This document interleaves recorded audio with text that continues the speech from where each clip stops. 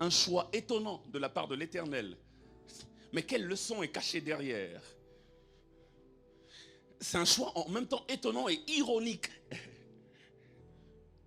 Car la vraie question dans ce texte, le vrai débat dans le cœur de Sarah, et peut-être même dans la pensée d'Abraham aussi, le vrai débat c'est: Dieu peut-il donner ou non un enfant à un couple dont le mari n'a plus de désir sexuel et dont la femme a déjà dépassé l'âge d'avoir un enfant? La femme frappée de ménopause, le mari frappé d'andropause. Dieu peut-il donner un enfant à un couple comme ça? Est-il capable? C'est cela le vrai débat. La vraie question c'est: un couple aussi vieux, peut-il encore produire? Et même Sarah en doute, et même Sarah en rit. Mais c'est ironique que Dieu choisisse à un couple rempli de doutes de venir se présenter pendant que l'homme est assis sous l'arbre. C'est ironique parce que l'arbre en question s'appelle chêne. La Bible déclare: il lui est apparu parmi les chênes de Mamré. Et l'arbre chêne est un arbre particulier pour deux raisons. Premièrement, il vit très longtemps. Il peut vivre jusqu'à 1000 ans. Cet arbre vit très longtemps, jusqu'à 1000 ans cet arbre peut vivre. Et c'est là que Dieu lui apparaît. Mais la deuxième chose qui étonne par rapport au chêne, c'est que cet arbre donne des fruits qu'on appelle glands. Et il donne des fruits qu'on appelle glands même dans sa vieillesse. Cet arbre ne sèche jamais, il est toujours productif. C'est pourquoi l'Éternel apparaît à Abraham alors qu'il est assis sous un arbre. Il veut dire à Abraham: tu te sens vieux et tu te dis tu ne peux plus produire.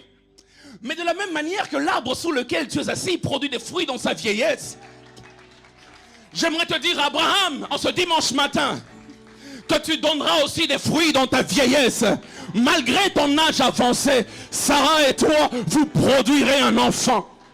J'aime comment la Bible qualifie dans Hébreu le ventre de Sarah. Version Louis II, la Bible dit le ventre mort de Sarah. Hébreu 11. Le ventre mort de Sarah. Mais Dieu veut dire, peu importe les limites que vous vous donnez, les limites que la science vous donne, les limites que la vie vous donne, moi je viens vous dire, il est possible d'être productif même quand tout dit que tu ne peux plus être productif.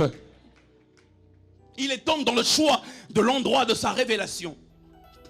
J'aimerais dire à quelqu'un, tu peux porter une grossesse et enfanter ton rêve, ta passion, peu importe les obstacles placés devant toi.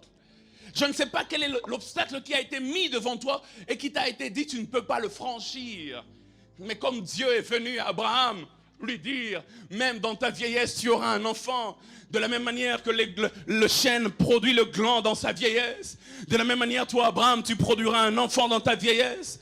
Et de la même manière j'aimerais t'annoncer Philadelphie en ce dimanche matin que peu importe les limites de la société, peu importe les limites de la conjoncture, peu importe les limites de la famille, de l'environnement dans lequel tu es, toi ton cas est différent. Tu ne dépends pas des lois de la terre, tu dépends des lois du ciel. Et dans les lois du ciel, il n'y a aucune impossibilité. Dieu m'a étonné dans le choix de l'endroit de la révélation. La troisième des choses qui m'a étonné dans ce texte, le Dieu qui étonne. Dieu m'a étonné dans sa ténacité à accomplir son projet de bonheur pour nous. Et cela se voit par la répétition de sa promesse. Écoutez, la promesse qu'il a faite à Abraham, dans Genèse chapitre 18, verset 10, il dit, je reviendrai vers toi à cette même époque, et voici Sarah, ta femme, aura un fils. Cette même promesse, il l'a faite d'abord dans Genèse 17, 21.